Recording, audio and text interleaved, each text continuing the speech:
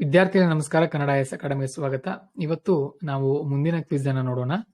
UPSC old question ಪೇಪರ್ಗಳಲ್ಲಿ ಯಾವ್ಯಾವ ಅಂಶಗಳು ನಮಗೆ ಬಂದಿತ್ತು ಅನ್ನೋದನ್ನ ನಾವಿವತ್ತು ನೋಡ್ತಾ ಹೋಗೋಣ. ಇದರಲ್ಲಿ ನಮಗೆ ಹಲವಾರು ಅಂಶಗಳು ಬರ್ತಾ ಹೋಗುತ್ತೆ. ಈಗ ಮೊದಲೇ ಪ್ರಶ್ನೆ, a parliamentary system of government is one in which 2020 ಕೇಳಿದ್ರು. Parliamentary system of government one in which ಅಂದ್ರೆ ಈ ಕೆಳಗಿನವುಗಳಲ್ಲಿ ಪಾರ್ಲಿಮೆಂಟರಿ ಅಂದ್ರೆ ಸಂಸತ್ತಿನ ವ್ಯವಸ್ಥೆಯ ಸರ್ಕಾರ ಯಾವುದು ಅಂತ ಕೇಳಿದ್ರು. ನೋಡೋಣ. ಎ ಏನಿದೆ, all political parties in the parliament R represented in the government. ಎಲ್ಲಾ ರಾಜಕೀಯ ಪಕ್ಷಗಳು ಸರ್ಕಾರದಲ್ಲಿ ಪ್ರತಿನಿಧಿತ್ವವನ್ನು ಹೊಂದಿರುತ್ತೆ. ಹೌದಾ? ಹಾಗೇನಿಲ್ಲ, ಬೇರೆ ಕಡೆ ಕೂಡ ಇರಬಹುದಲ್ವಾ. ಉದಾಹರಣೆಗೆ ಈಗ ಅಮೆರಿಕದಲ್ಲಿ ಯಾವುದು 2 ಪಕ್ಷಗಳಿವೆ, ಅಲ್ಲಿ ಪ್ರೆಸಿಡೆನ್ಶಿಯಲ್ ಮಾದರಿ ಇದೆ ಅಲ್ವಾ, ಮತ್ತೆ ಅದಕ್ಕೂ ಇದಕ್ಕೂ ಸಂಬಂಧ ಇಲ್ಲ. ಆದ್ರಿಂದ ಆಪ್ಷನ್ ಇದೆ ಅಲ್ವಾ, ಕ್ಯಾನ್ಸಲ್ ಆಗುತ್ತೆ.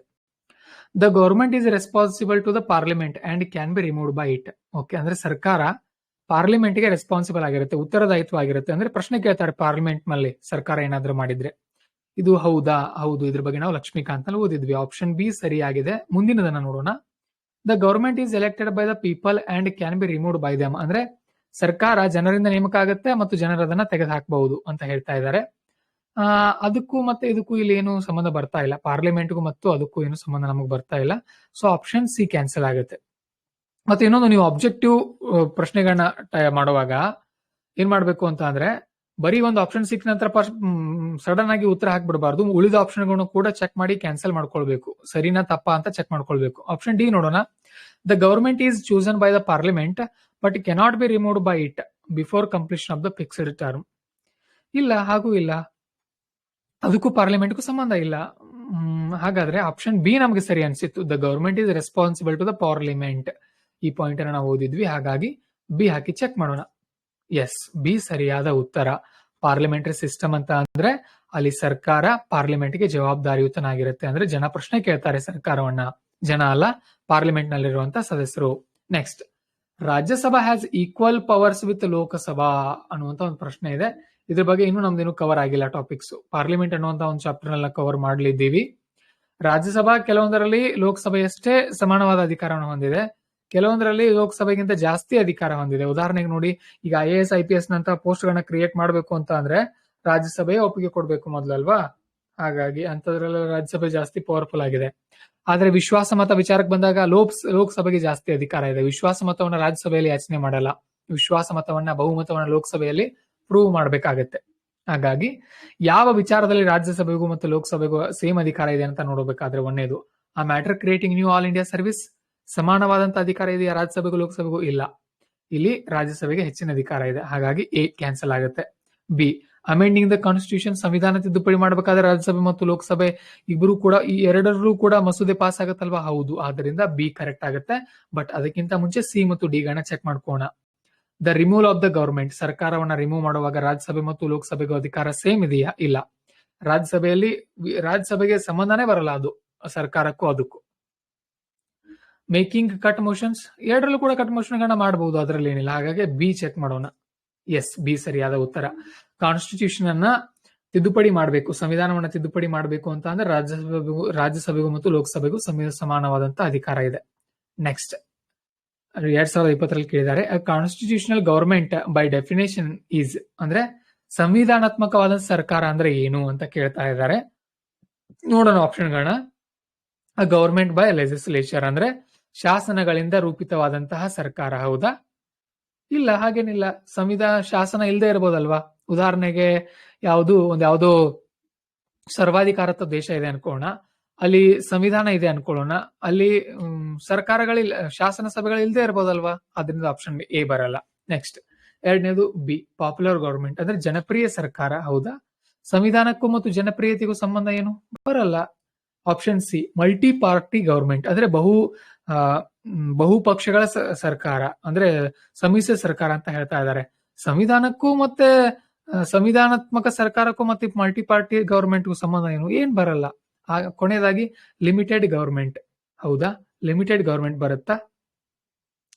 ಹೌದು, ಲಿಮಿಟೆಡ್ ಗವರ್ಮೆಂಟ್ ಬರುತ್ತೆ. ಅಂತ ಅಂದ್ರೆ ಕಾನ್ಸ್ಟಿಟ್ಯೂಷನಲ್ ಗವರ್ಮೆಂಟ್ ಅಂದ್ರೆ ಲಿಮಿಟೆಡ್ ಗವರ್ಮೆಂಟ್ ಅಂದ್ರೆ ಇಷ್ಟೇ ಇರಬೇಕು, ನಿಯಮಗಳು ಜಾಸ್ತಿ ಆಗಬಾರ್ದು, ಜನರಿಗೆ ತೊಂದರೆ ಆಗಬಾರ್ದು, ಈ ರೀತಿ ಆಪ್ಷನ್ ಬರುತ್ತೆ. ಸೊ ಹಾಗೆ ಆಪ್ಷನ್ ಡಿ ಅನ್ನ ಚೆಕ್ ಮಾಡೋಣ. ಎಸ್, ಆಪ್ಷನ್ ಡಿ ಸರಿಯಾದ ಉತ್ತರ. ಈ ರೀತಿ ಥಿಂಕ್ ಮಾಡ್ಬೇಕು ನೀವು. ನೆಕ್ಸ್ಟ್ ಮೇನ್ಸ್ ಪ್ರಶ್ನೆ. Discuss the essential conditions for exercise of the legislative powers by governor. Discuss the legality of repromulgation of ordinance by the governor without placing them before the legislature. ಅಂದ್ರೆ discuss the essential condition for exercise of the legislature power by governor ಅಂದ್ರೆ governor ಗಳಿಗೆ ಶಾಸನಾತ್ಮಕ ಅಧಿಕಾರ ಇದೆ, ಅಂದ್ರೆ ರಾಜ್ಯಪಾಲರಿಗೆ ಶಾಸನಾತ್ಮಕ ಅಧಿಕಾರ, ಅವುಗಳನ್ನ ಚರ್ಚೆ ಮಾಡಿ. ಮತ್ತೆ discuss the legality of repromulgation of ordinance ಅಂದ್ರೆ ಆರ್ಡಿನೆನ್ಸ್ ಸುಗ್ರೀವಾಜ್ಞೆಗಳನ್ನ ಒಮ್ಮೆ ಹೊರಡಿಸಿರ್ತಾರೆ, ಅವುಗಳನ್ನ ಮತ್ತೊಮ್ಮೆ ಹೊರಡಿಸಿರ್ತಾರಲ್ಲ, ಮತ್ತೆ ಮುಂದುವರಿಸ್ತಾರಲ್ಲ, 6 ತಿಂಗಳ ಅವುಗಳ ಅವಧಿ ಇರುತ್ತೆ, 6 ತಿಂಗಳಾದ ನಂತರ ಮತ್ತೆ ಮುಂದುವರಿಸ್ತಾರಲ್ಲ, ಅದು ಕಾನೂನಾತ್ಮಕವಾಗಿ ಸರಿನಾ ತಪ್ಪ ಅನ್ನೋದನ್ನ ಕಾನೂನು ಬದ್ಧತೆಯನ್ನ ಚೆಕ್ ಮಾಡಿ ಅಂತ ಹೇಳ್ತಾ ಇದಾರೆ. ಅದ್ರ ಬಗ್ಗೆ ನಾನು ನಿಮಗೆ ಈಗ ತೋರಿಸ್ತೀನಿ. ಒಂದೇ ನಿಮಿಷ, ಆನ್ಸರ್ ಕೂಡ ತೋರಿಸ್ತೀನಿ ಇನ್ ಮುಂದೆ ಮೇನ್ಸ್ದು. ಒಂದೇ ನಿಮಿಷ. ಅದರಲ್ಲಿ ನಮಗೆ ಸ್ಕ್ರೀನ್ ಶೇರ್ ಮಾಡ್ತಾ ಇದ್ದೀನಿ ನಾನು ನಿಮಗೆ. ಎಸ್, ಇದರಲ್ಲಿ ಹೇಳಿದ್ದಾರೆ ನೋಡಿ, ಮಾಡೆಲ್ ಆನ್ಸರ್ ನಿಮ್ ಮುಂದೆ ನಾನು ತಂದಿದ್ದೀನಿ. ಯಾವ್ದಿದು?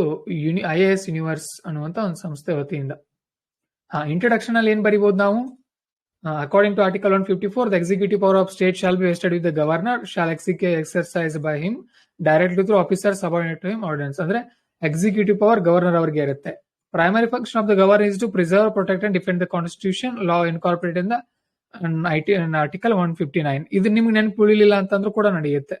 ಇದರಲ್ಲಿ ಒಂದು ಯಾವ್ದಾದ್ರು ನೆನಪಿಟ್ಕೊಳ್ಳೋಕೆ ಪ್ರಯತ್ನ ಪಡಿ. 154 ಆದ್ರೂ 159 ಆದ್ರೂ, ಅಂದ್ರೆ ಕಾನೂನನ್ನ ಎತ್ತಿ ಹಿಡಿಯೋದು, ರಕ್ಷಿಸೋದು, ಅದು ಸಂವಿಧಾನವನ್ನ ಎತ್ತಿ ಹಿಡಿಯೋದು, ಇದು ಗವರ್ನರ್ ಅವರ ಕೆಲಸ. ಇದನ್ನಲ್ಲಿ ಹೇಗ್ ಗೊತ್ತು ನಮ್ಗಿದು? ಹೇಗಂದ್ರೆ ಅವ್ರ ಪ್ರಮಾಣ ವಚನ ತಗೊಳ್ತಾರಲ್ಲ ಅದು. ಅದರಲ್ಲಿ ನಾವು ಪೀಠಿಕೆಯಲ್ಲಿ ಈ ಪಾಯಿಂಟ್ ಬರಿಬಹುದು. ಓಕೆ, ಏನಂತ ಬರಿಬಹುದು ಪೀಠಿಕೆಯಲ್ಲಿ?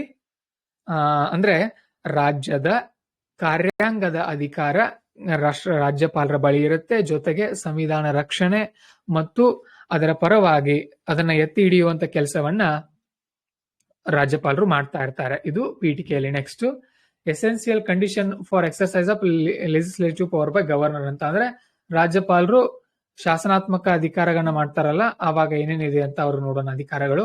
Recommendations of the council of ministers ಅಂದ್ರೆ ಮಂತ್ರಿ ಮಂಡಲಗಳ ಸಲಹೆಗಳನ್ನ ಅವರು ಕೇಳಿ ಅದಕ್ಕೆ ತಕ್ಕಂತೆ ಅವ್ರು ಏನ್ ಮಾಡ್ತಾರೆ, ನಿರ್ಧಾರಗಳನ್ನ ತಗೊಳ್ತಾರೆ. ಉದಾಹರಣೆಗಾಗಿ ಸಮನ್ ಆರ್ ಪ್ರೊರೋಗ್ ಸ್ಟೇಟ್ ಲೆಜಿಸ್ಲೇಚರ್ ಅಂದ್ರೆ ವಿಧಾನಸಭಾ ಅಧಿವೇಶನವನ್ನ ಕರೆಯೋದು ಅಥವಾ ಅದನ್ನ ಮುಂದೂಡೋದು. ಈಗ ಸದ್ಯಕ್ಕೆ ನೋಡಿ, ಈಗ ಕರ್ನಾಟಕದಲ್ಲಿ ಬಜೆಟ್ ಅಧಿವೇಶನ ನಡೀತಾ ಇದೆ ಅಲ್ವಾ, ಈಗ ರಾಜ್ಯಪಾಲರು ಅದನ್ನೇ ಅವರೇ ಕರೆದಿರ್ತಾರೆ ಅದನ್ನ, ಅದಕ್ಕೆ ನಮ್ಮ ಮುಖ್ಯಮಂತ್ರಿಗಳ ಮಂತ್ರಿ ಮಂಡಲ ಸಲಹೆ ಕೊಟ್ಟಿರುತ್ತೆ. ಅಥವಾ dissolve the state legislative assembly ಅಂದ್ರೆ ಇಡೀ ಒಂದು ವಿಧಾನಸಭೆಯನ್ನೇ ವಿಸರ್ಜನೆ ಮಾಡುವಂತ ಅಧಿಕಾರ ಅವ್ರಿಗಿರುತ್ತೆ. ವಿಧಾನಸಭಾ ವಿಸರ್ಜನೆ ಆದ್ರೆ ಏನಾಗುತ್ತೆ, ಎಲ್ಲಾ ಶಾಸಕರ ಸ್ಥಾನಗಳು ಕೂಡ ಹೋಗುತ್ತೆ, ಮತ್ತೊಮ್ಮೆ ಚುನಾವಣೆ ಆಗ್ಬೇಕಾಗುತ್ತೆ. ಅದನ್ನ ಡಿಸಾಲ್ವ್ ಅಂತಾರೆ.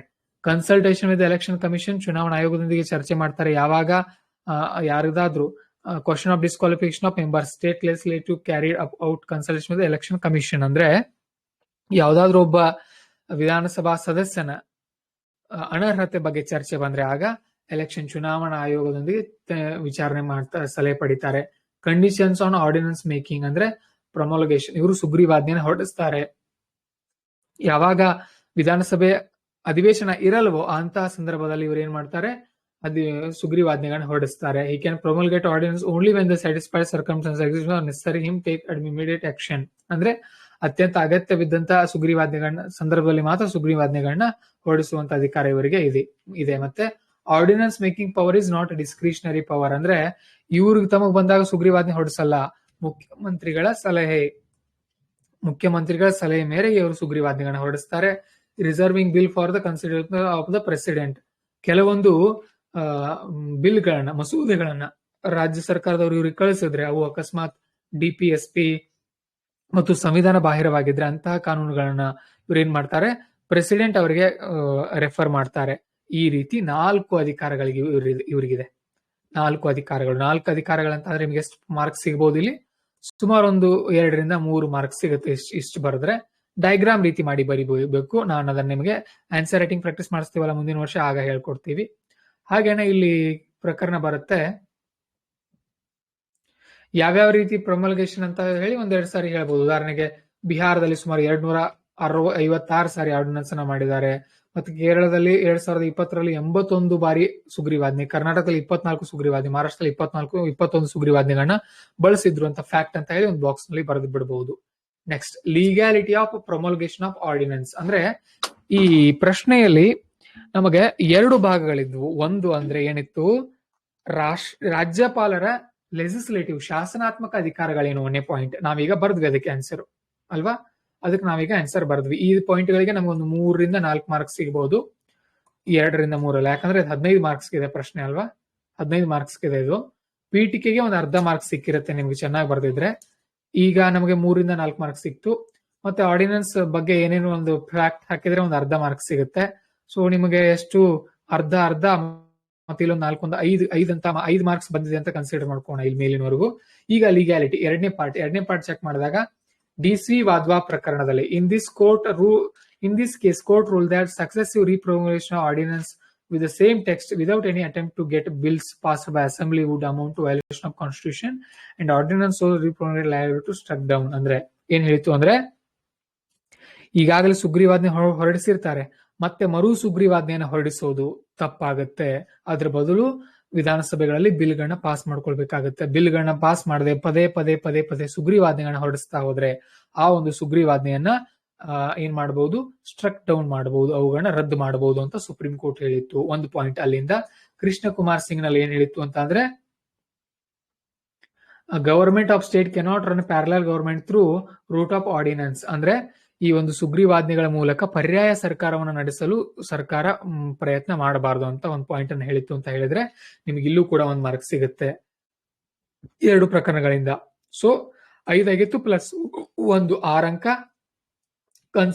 ಕನ್ಕ್ಲೂಷನ್ ಅಂತ ನೋಡೋದಾದ್ರೆ, ರಾಜ್ಯಪಾಲರು ಸರ್ಕಾರದ ಮುಖ್ಯಸ್ಥರು, ಜೊತೆಗೆ ರಾಜ್ಯದಲ್ಲಿ ಅವರಿಗೆ ಮಹತ್ವದ ಹುದ್ದೆ ಇದೆ. ಹಾಗಾಗಿ ಅವರು ತಮ್ಮ ಡಿಸ್ಕ್ರಿಷನರಿ ಪವರ್ಗಳನ್ನ ಮತ್ತು ಮಂತ್ರಿ ಮಂಡಲದ ಸಲಹೆಗಳನ್ನ ಎರಡನ್ನೂ ಕೂಡ ಸಮತೋಲನದಿಂದ ನಿಭಾಯಿಸಬೇಕು.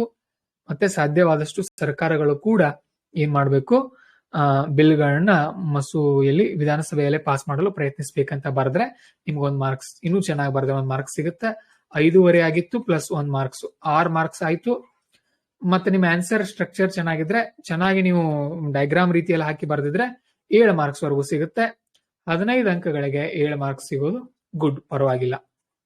ಇನ್ನೂ ಎಫೆಕ್ಟಿವ್ ಆಗಿ ಬರೆದ್ರೆ, ಇನ್ನೂ ಪರಿಣಾಮಕಾರಿಯಾಗಿ ಬರೆದ್ರೆ ಒಂದು 8 ಮಾರ್ಕ್ ವರೆಗೂ ತಗೊಳ್ತಾರೆ ಒಬ್ಬೊಬ್ರು. 8 ಅಥವಾ 9 ಅಂಕ ತಗೊಂಡ್ರೆ ನೀವು ಟಾಪರ್ ಆಗ್ಬಹುದು. ಸದ್ಯಕ್ಕಿಷ್ಟು ಪ್ರಯತ್ನ ಪಡ್ತಾ ಹೋಗಿ. ಒಳ್ಳೇದಾಗ್ಲಿ. ಮತ್ತೆ ಮುಂದಿನ ವಿಡಿಯೋದಲ್ಲಿ ಸಿಗೋಣ. ನಮಸ್ಕಾರ.